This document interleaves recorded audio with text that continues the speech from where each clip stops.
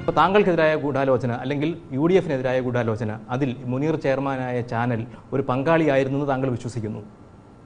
അല്ല, ഞാൻ എന്തിനാ അങ്ങനെ വിശ്വസിക്കുന്നത്? എൻ്റെ കയ്യിലുള്ള ടെലിഫോൺ സംഭാഷണങ്ങളുടെ തെളിവാണ്. എൻ്റെ കയ്യിലുള്ളത് ഇവരങ്ങോട്ടും ഇങ്ങോട്ടൊക്കെ കോണ്ടാക്ട് ചെയ്ത തെളിവാണ്. എൻ്റെ കയ്യിലുള്ളത് ഇവരെ പോലെ മൊബൈൽ ക്യാമറയിൽ നമ്മുടെ കുട്ടികൾ ചെന്ന് പകർത്തിയ തെളിവുകളാണ്. പിന്നെയുണ്ട് അവർ പാർട്ണർഷിപ്പിലുള്ള ഫേമുകളുടെ ഡീറ്റെയിൽസ് ആണ്. അതുപോലെ തന്നെ ഈ രാഷ്ട്രീയ നേതാക്കന്മാരും ഭരണപക്ഷത്തും പ്രതിപക്ഷത്തും ഉള്ള പിന്നെ നമ്മുടെ രണ്ട് പാർട്ടികളിലെ ചില ആളുകൾ അങ്ങനെ ഉണ്ടല്ലോ, ബന്ധപ്പെട്ടവരൊക്കെയാണ്. അത് അവരെ എന്താ വെച്ചാൽ രാഷ്ട്രീയത്തിൽ ഇത് മോശമാണ്. കാരണം എന്താ വെച്ചാൽ 15 കൊല്ലം മുമ്പ് ഉണ്ടായ ഒരു കേസ് ഞാൻ നേരത്തെ വായിച്ചല്ലോ, കോർട്ട് ഓർഡർ, സുപ്രീം കോടതി സീലിട്ട കേസ്. അതേ കേസ് എടുത്തിട്ട് പുതിയ തെളിവ്, അതാണല്ലോ കോഴിക്കോട് ഇപ്പോൾ എനിക്കെതിരായി നടക്കുന്ന കേസാണ്. പിടിച്ചോട്ടെ അവർ തന്നെ ഉണ്ടെങ്കിൽ പുതിയ സുപ്രീം കോടതി സീലിട്ട് ധൈര്യമുള്ളവരാരാ? ഞാൻ കോമ്പൻസേഷൻ കേസ് കൊടുക്കുന്നുണ്ട്. കാരണം സുപ്രീം കോർട്ടും ഹൈക്കോർട്ടും സീലിട്ട കേസ് റൌഫിന്റെ തെളിവ് വെച്ചിട്ട് എടുക്കുക. ഡയറക്റ്റ് ലിങ്ക്, എനിക്കെന്താ ഡയറക്റ്റ് ലിങ്ക്? എനിക്കെന്താ അവരുമായിട്ട് ബന്ധം? എന്നെ കണ്ടു എന്ന് അവർ പറയുന്നുണ്ടോ? അല്ലെങ്കിൽ ഞാൻ വല്ല പൈസയും കൊടുത്തോ? അല്ലെങ്കിൽ ഞാൻ അവരെ ടെലിഫോണിൽ വിളിച്ചോ ഇപ്പം കുട്ടികളെ? അല്ലെങ്കിൽ ഞാൻ എന്തെങ്കിലും ചെയ്തൊക്കെ റൌഫ് റെസീറ്റും കാര്യവും ഒക്കെ റൌഫ്. ഞാൻ എൻ്റെ വക്കാലത്ത് കൊടുത്തിരുന്നു റൌഫിന്. He was blackmailing me. Kerala ഹൗസിൽ ഞാൻ പോകുന്നത് ലോകം മുഴുവൻ അറിയില്ലേ? കേരള ഹൗസിൽ ഞാൻ ഉള്ള ദിവസം ഉണ്ടായിരുന്നു എന്നാ പറയുന്നത്. ഞാൻ പോകുന്നില്ല, ആർക്കും അവിടെ വന്ന് വേറെ റൂം എടുക്കാൻ കഴിയാത്തത്? ഒരു ചാനലിന് താങ്കളോട് പ്രത്യേകിച്ച് വിരോധം തോന്നേണ്ട ആവശ്യം എന്താണ്? എനിക്ക് മനസ്സിലായില്ല, എനിക്ക് അത് അറിയില്ല. പക്ഷെ മോട്ടീവ് എന്താണ് എന്ന് ചോദിച്ചാൽ ഒന്നും അറിയില്ല എന്ന് പറയാൻ മാത്രം വിഡ്ഢിയല്ല ഞാൻ. രാഷ്ട്രീയ കാരണങ്ങളാൽ പേരൊന്നും പറയുന്നത്. ആ മോട്ടീവ് രാഷ്ട്രീയമാണോ വ്യക്തിപരമാണോ? അതറിയില്ല. എങ്കിലും താങ്കൾ ഇത്രയൊക്കെ അതിനെക്കുറിച്ച് സൂക്ഷ്മമായി നിരീക്ഷിച്ചപ്പോൾ താങ്കൾക്ക് തീർച്ചയായിട്ടും മനസ്സിലായിട്ടുണ്ടാവും താങ്കൾ ലക്ഷ്യം വെച്ചത് എന്തിനാണെന്നുള്ളത്. എനിക്ക് മനസ്സിലായ ഒരുപാട് കാര്യങ്ങളുണ്ട്. പക്ഷെ എല്ലാ കാര്യങ്ങളും എനിക്ക് എൻ്റെ നേതാവിനോട് ചോദിക്കാതെ, തങ്ങളോട് ചോദിക്കാതെ പറയാൻ പറ്റൂല. ഇത്രയും ഞാൻ ഇന്ന് പറഞ്ഞില്ലെങ്കിൽ പിന്നെ മോശമാണ് എന്ന് കരുതിയിട്ടാണ്. രണ്ട് പാർട്ടികളെക്കുറിച്ച് താങ്കൾ സൂചിപ്പിച്ചു. പക്ഷേ കേരളത്തിലെ ആളുകൾ അതിനു മുമ്പ് തന്നെ ശ്രദ്ധിച്ച ഒരു കാര്യമുണ്ട്. ഏതാനും ആഴ്ചകൾക്ക് മുമ്പ് VS അച്യുതാനന്ദൻ ലോട്ടറി കേസിൻ്റെ കാര്യം പരാമർശിക്കുമ്പോൾ പറഞ്ഞു, ഇവിടെ പെൺവാണിഭ കേസിൻ്റെ ആളുകളുമുണ്ട്, അവരെ കയ്യാമം വെച്ച് നടക്കുന്നതും നിങ്ങൾക്ക് താമസിക്കാതെ കാണാം എന്ന്. ഒരുപക്ഷെ ഇതൊക്കെ മുൻകൂട്ടി അറിഞ്ഞുകൊണ്ടാവില്ലേ അന്ന് അദ്ദേഹം പറഞ്ഞത്? അല്ല, അത് മാത്രമല്ല, അതിനെ തുടർന്ന് ഇനിയും വരാനുണ്ട്, തെളിവുകൾ ഇനിയും വരാനുണ്ട് എന്നൊക്കെ 2-3 പ്രസ്താവനകൾ അദ്ദേഹം പറഞ്ഞിരുന്നു. പക്ഷേ ഞാനിപ്പോൾ അദ്ദേഹത്തിൻ്റെ അല്ലെങ്കിൽ മറ്റാരുടെയോ പേരൊന്നും പറഞ്ഞില്ലല്ലോ. ഇപ്പോൾ താങ്കൾ ഉദ്ദേശിച്ചത് മുഖ്യമന്ത്രിയുടെ ഓഫീസിലാണ് ഇക്കാര്യങ്ങളൊക്കെ കോർഡിനേറ്റ് ചെയ്തത് എന്നല്ലേ? ഞാൻ പറഞ്ഞല്ലോ, എനിക്ക് UDF-ൻ്റെയും അതേപോലെ തന്നെ എൻ്റെ പാർട്ടിയുടെയും പെർമിഷൻ ഇല്ലാതെ അത്തരം കാര്യങ്ങൾ പറയാൻ പറ്റില്ല. പക്ഷേ ശക്തമായ കൂടിയാലോചന ഉമ്മൻചാണ്ടിയുടെ ജാഥ അവസാനിക്കുമ്പോൾ അവിടെ ലോഞ്ച് ചെയ്യാനായിരുന്നു പരിപാടിയെന്ന് ഉമ്മൻചാണ്ടിക്കറിയാം, എനിക്കും അറിയാം. അതുപോലെ അസംബ്ലി വരുന്നുണ്ട്, അവിടെ ഉപയോഗിക്കാനാണ് എന്നുള്ളത് ഉമ്മൻചാണ്ടിക്കറിയാം, എനിക്കും അറിയാം. അത് കഴിഞ്ഞാൽ പിന്നെ സമയമില്ല UDF-ന് ഇമേജ് നേരാക്കാൻ. മനസ്സിലായില്ലേ? അപ്പോൾ ഇലക്ഷനിൽ നമ്മൾ ജയിച്ചോളും. മുൻകൈ എടുത്ത ആളുകൾക്ക് തന്നെ മേധാവിത്വം കിട്ടും. പിന്നെ കുഞ്ഞാലിക്കുട്ടി അതെന്താ, അതൊരു കീടം, അതങ്ങ് പോയിക്കോളും. ഇത്രേ അവർ ധരിച്ചോളൂ, ഇത്രേ ധരിച്ചോളൂ. പക്ഷേ ദൈവം വലിയ ഞങ്ങളറിഞ്ഞു, ഒരു മാസം മുമ്പ് തന്നെ ഞങ്ങളറിഞ്ഞു. ജാഥ എറണാകുളം കഴിഞ്ഞപ്പോൾ തന്നെ പ്രതിപക്ഷ നേതാവും ഞാനും ടെലിഫോണിൽ സംസാരിച്ചു. അയ്യോ കുഞ്ഞാലിക്കുട്ടി എന്തോ നടക്കുന്നുണ്ടല്ലോ, നോക്കണം, ഒന്നും പേടിക്കണ്ട, ഞങ്ങൾ ജാഥ നടത്തുമെന്ന് പറഞ്ഞു. അതിനുശേഷം ഞാനങ്ങ് പൊട്ടിച്ചു. ഇത്തവണ വേടി ഞാൻ വെച്ചു. അതെ, സുകുമാർ അഴീക്കോടിന്റെ ഒരു പ്രയോഗം ഉണ്ടായിരുന്നു, ഇടിമുഴക്കം വരുന്നത് കണ്ടിട്ട് ഒരു വെടിക്കെട്ട് നടത്തിയെന്ന്. അദ്ദേഹത്തിന്റെ അത്ര ആ കാര്യങ്ങൾ അക്ഷരപ്പിച്ച് പറയാൻ എനിക്കറിയില്ല, ക്ലാസ്സപ്പിച്ച്. പക്ഷേ ഒരു കാര്യമുണ്ട്, ഇത്തവണ വേടി ഞാൻ വെച്ചു. അന്തം വിട്ടിരിക്കുകയാണ് അവരൊക്കെ.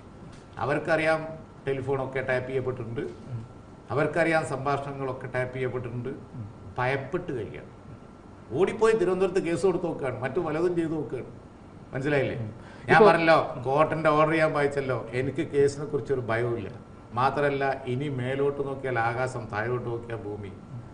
എന്നെ അങ്ങനെ എന്തും ചവിട്ടിത്തേക്കാനൊന്നും പറ്റൂല. എൻ്റെ ലക്ഷക്കണക്കിന് അനുയായികളുണ്ട്, എന്ത് വേണമെങ്കിൽ അവർ ചെയ്തോട്ടെ. എനിക്കറിയാം, ഫൈറ്റ് ചെയ്യാൻ എനിക്കറിയാം. ഞാൻ അങ്ങനെ പതറിപ്പോയി. ഇത്രയും ആയുസ്സിൽ ജീവിച്ചില്ലേ, ഉയരുകയും താഴുകയും വീഴുകയും. എനിക്കിനി എന്ത് മരിക്കാൻ എത്ര കാലം ഉണ്ടാവും? അതൊന്നും ഒരു വിഷയമല്ല. പക്ഷെ എന്നെ ചുട്ടാൽ കേരള രാഷ്ട്രീയം പിടിച്ചെടുക്കുക എന്നാരെങ്കിലും വിചാരിച്ചിട്ടുണ്ടെങ്കിൽ അത് നടക്കൂല. അതെ, പലതവണ താങ്കളെ ശിക്ഷിച്ചു എന്ന് താങ്കൾ കരുതുന്ന ആളുകൾക്കെതിരെ ഇത്തവണ പോരാടാൻ തന്നെയാണ് താങ്കൾ തീരുമാനിച്ചിരിക്കുന്നത്. എല്ലാ നിലക്കും ലീഗലായിട്ടും ഞാൻ കോമ്പൻസേഷന് വരെ കേസ് കൊടുക്കും. എല്ലാവരും സൂക്ഷിച്ചോട്ടെ. കാരണം പീഡനം 15 കൊല്ലം തുടർച്ചയായി സഹിച്ച ഒരാളാണ് അപ്പുറത്തുള്ളത്, മനസ്സിലായി. അതുകൊണ്ട് നിയമപരമായ എല്ലാ മാർഗവും നോക്കും ബന്ധപ്പെട്ട് ആരായാലും തടുക്കട്ടെ, ഞാൻ തെളിയിക്കും. എൻ്റെ പേരിൽ ഈ പറഞ്ഞതുപോലെയുള്ള ബ്ലാക്ക് മെയിലിങ്ങിന് ഉപയോഗിച്ച സംഗതി ഏതൊക്കെ കോടതി കയറി ഇറങ്ങി, എത്ര പ്രാവശ്യം അന്വേഷിച്ചു, കോടതി സീലിട്ടു എന്ന് അപ്പക്സ് കോർട്ട് സീലിട്ടു എന്ന് പറഞ്ഞ കാര്യം ഉപയോഗിച്ചിട്ടാണ് ഈ ഏർപ്പാട് നടക്കുന്നത് എന്നുള്ളത് ബന്ധപ്പെട്ടവർ മനസ്സിലാക്കിയില്ല. റൌഫിന്റെ ക്രിമിനൽ ബാക്ക്ഗ്രൗണ്ട് നോക്കിയില്ല. എനിക്ക് ഒരു കാര്യം ചോദിക്കാതിരിക്കാൻ കഴിയില്ല. ഇപ്പം UDF-ലെ ഒരു പാർട്ടിയെക്കുറിച്ചും താങ്കൾ സൂചിപ്പിച്ചു. അപ്പോൾ നേരത്തെ പിണറായി വിജയൻ പറഞ്ഞിരുന്നു ഒരുപക്ഷെ UDF-ൽ രണ്ടാം കക്ഷിയാകാൻ ശ്രമിക്കുന്ന KM മാണിയുടെ പാർട്ടിയെക്കുറിച്ചായിരിക്കും താങ്കൾ ഉദ്ദേശിക്കുന്നത് എന്ന്. അങ്ങനെ എന്തെങ്കിലും സൂചന അതിലുണ്ടോ? അല്ല, മാണി സാറോട് ഇന്നലെ ഞാൻ സംസാരിച്ചു. അദ്ദേഹം സാത്വികനായ രാഷ്ട്രീയത്തിൽ പല നൈപുണ്യമുള്ളായിരുന്നു. കാരണം അഡീഷണൽ AG ആയിരുന്ന അഡീഷണൽ DGP ആയിരുന്ന പീറ്ററിന് ആ പാർട്ടിയുമായി ബന്ധമുള്ളതുകൊണ്ടുകൂടിയാണ് അങ്ങനെ ഒരു ആക്ഷേപം പൊങ്ങി വന്നത്. അയ്യോ അല്ല, മാണി സാർ ഒരിക്കലും അങ്ങനെ ചെയ്യില്ല. മാണി സാറിന്റെ പാർട്ടി അല്ല, കേരള കോൺഗ്രസ് അല്ല. അങ്ങനെയെങ്കിൽ താങ്കളുടെ തന്നെ പാർട്ടിയെ സംശയിക്കേണ്ടി വരും. മുസ്ലിം ലീഗിൽ നിന്ന് തന്നെ ആരെങ്കിലും ആണോ? ഇനിയിപ്പോൾ ഞാൻ അങ്ങോട്ട് പ്രൊസീഡ് ചെയ്യുന്നില്ല അത് സംബന്ധിച്ച്. എൻ്റെ സുഹൃത്ത് മാണി സാറെ പറ്റി പറഞ്ഞ് ഞാൻ കൂട്ടാക്കൂല. അതുകൊണ്ടാണ് ഞാനത് പറഞ്ഞത്. പാർട്ടി 1 or 2 ആയിക്കോട്ടെ, അത് ഇഷ്യൂ അല്ല, അത് രാഷ്ട്രീയമാണ്. അദ്ദേഹത്തിന്റെ കഴിവ് കേരള കോൺഗ്രസ് നോക്കിക്കോട്ടെ, ഒരു മാധ്യമ പ്രവർത്തകൻ എന്നുള്ള നിലയിൽ ഇത്രയും കാലത്തെ പരിചയത്തിൽ നിന്ന് എനിക്ക് താങ്കളുടെ മനസ്സിപ്പോൾ വായിക്കാം. താങ്കൾ ഉദ്ദേശിക്കുന്നത് എന്താണെന്ന് കുറച്ച് മനസ്സിലാവുന്നുണ്ട്. താങ്കൾ ഇപ്പോൾ തുറന്നു പറയുന്നില്ലെങ്കിലും ഞാൻ ചോദിക്കട്ടെ, മാധ്യമ സ്വാതന്ത്ര്യത്തിന്റെ പേരിൽ മുനീർ എടുത്ത നിലപാടിനോട് താങ്കൾക്ക് യോജിപ്പുണ്ടോ? അല്ല, ഞാനിപ്പോൾ ഈ ഇന്റർവ്യൂവിൽ മുനീറിനെ ചർച്ച ചെയ്യാൻ ഉദ്ദേശിക്കുന്നില്ല. അതുകൊണ്ടാണല്ലോ എൻ്റെ പാർട്ടിയുടെ പെർമിഷൻ ഇല്ലാതെ എൻ്റെ പാർട്ടിയിലെ ആരെപ്പറ്റി, മുനീർ എന്നല്ല, ഞാൻ ഇന്നലെ മിഞ്ഞാന്നൊക്കെ അധികമായി സംസാരിച്ചിരുന്നു. സൗഹൃദക്കുറവൊന്നുമില്ല, ചിലപ്പോൾ നാളെയും സംസാരിക്കും. പാർട്ടിയുടെ ഞാൻ പറയാം, പാർട്ടിയിൽ നിന്ന് ആരെങ്കിലും ഉൾപ്പെട്ടിട്ടുണ്ടെങ്കിൽ so what, any party such things can happen. അത് party will discuss that and will decide എന്ത് ചെയ്യണം എന്നുള്ളത്. അത്രയേ ഉള്ളൂ. ഞങ്ങളെ പാർട്ടിയിൽ നിന്ന് കുറച്ച് 2 ആളോ 3 ആളോ 4 ആളോ ഉൾപ്പെട്ടു എന്ന് വിചാരിക്കുക, ഞാൻ തന്നെയാണെന്ന് വിചാരിക്കുക. Leadership will decide. So what, ഏതെങ്കിലും പാർട്ടിക്ക് ഒറ്റ വഴിതെറ്റാത്ത ആളും ആ പാർട്ടിയിൽ ഉണ്ടാവാൻ പാടില്ല എന്ന് നിഷ്കർഷിക്കാൻ പറ്റില്ല. ഒരു ചാനലിന്റെ ചെയർമാൻ ഒരുപക്ഷെ അദ്ദേഹം സാമ്പത്തിക കാര്യങ്ങളാവും കൂടുതൽ ശ്രദ്ധിക്കുക, അല്ലെന്നുണ്ടെങ്കിൽ ചാനലിന്റെ മൊത്തം ഭരണപരമായ കാര്യങ്ങളാവും, എഡിറ്റോറിയൽ കാര്യങ്ങളിൽ അദ്ദേഹം ഇടപെടുന്നില്ല എന്നൊരു നിലപാടെടുക്കുന്നു. അതൊരു നല്ല കാര്യമായി കാണാൻ കഴിയാത്തത് എന്തുകൊണ്ടാണ്? അല്ല, ഇന്ത്യ വിഷൻ ചാനലിനൊരു ഹിസ്റ്ററി ഉണ്ട്. മുസ്ലിം ലീഗുകാർക്ക് വൈകാരികമായ ചില വിഷയങ്ങളൊക്കെ അതിലുണ്ട്. അതുകൊണ്ട് ആണ് ഈ വക വിഷയങ്ങളിൽ ഇത്രയൊക്കെ വികാരം വരുന്നത്. ഞാനത് വിശദീകരിക്കുന്നില്ല. പിന്നെ വേറൊരു സംഗതി, മാധ്യമ സ്വാതന്ത്ര്യം, സ്റ്റിംഗ് ഓപ്പറേഷനോ വ്യാജ ഡോക്യുമെൻ്റ് ഉണ്ടാക്കലോ, സുപ്രീം കോടതി സീലടിച്ച കേസും കൊണ്ട് ഏറ്റി നടക്കലോ, എൻ്റെ കയ്യിലുള്ള പ്രവർത്തകന്മാർ കൊടുത്തുന്ന തെളിവ് തമ്മിൽ എന്താ പറയുന്നതെന്ന് ഞാൻ കേൾപ്പിച്ചുതരാം.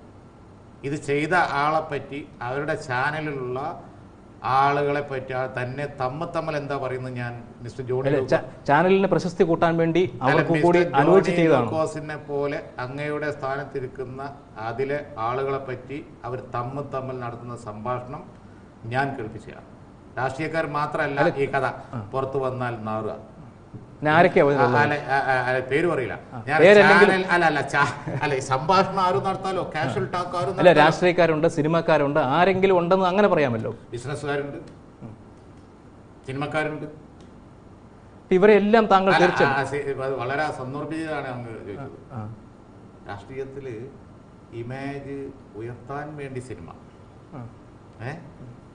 ഇമേജ് മോശാക്കാൻ വേണ്ടി സിനിമ, കഥ, ഏത് സിനിമയാണ് അതെന്നും ഏത് സിനിമയാണ് എതിർ സിനിമ എന്നും മനസ്സിലാവുന്നുണ്ടാവും. വലിയ വിവാദം ഉണ്ടാക്കിയ സിനിമകൾ ഇവിടെ ഉണ്ട് 2 എണ്ണം. അതിൻ്റെ പ്രൊഡ്യൂസർ എൻ്റെ സാക്ഷി. ഈ തെളിവുകളെല്ലാം കേരള രാഷ്ട്രീയത്തിൽ വലിയ ഒരു ചലനം ഉണ്ടാക്കുമെന്നാണ് താങ്കൾ പ്രതീക്ഷിക്കുന്നത്? സ്ഫോടനം. പക്ഷേ മലിനീകരണം ഞാൻ ഉദ്ദേശിക്കുന്നില്ല. പക്ഷേ തീരുമാനിക്കേണ്ടത് UDF-ഉം ലീഗുമാണ്. ഒരിക്കലും കേസിന് എന്നെ തളർത്താൻ കഴിയില്ല. ആരെങ്കിലും ജീവിച്ചിരിക്കുമോ 10-15 കൊല്ലം ഇങ്ങനെ വന്നു കഴിഞ്ഞാൽ എനിക്കതൊരു ഇഷ്യൂ അല്ല.